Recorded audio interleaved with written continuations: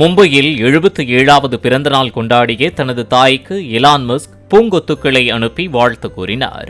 அவர் அனுப்பிய பூங்கொத்துக்களோடு புகைப்படத்தை வெளியிட்ட மயோ மஸ்க் 50 வயதிற்கு மேல் ஒவ்வொரு 5 ஆண்டிற்கும் ஒருமுறை தனது பிறந்த நாளை பிள்ளைகளோடு கொண்டாடிய தருணங்களை பகிர்ந்தார்.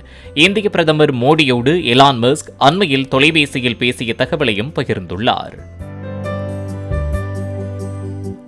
பிளே ஸ்டோர் மற்றும் ஆப் ஸ்டோரில் இருந்து பாலிமர் செயலியை QR கோடு மூலம் பதிவிறக்கம் செய்யுங்கள். செய்திகளை உடனுக்குடன் பெறுங்கள்.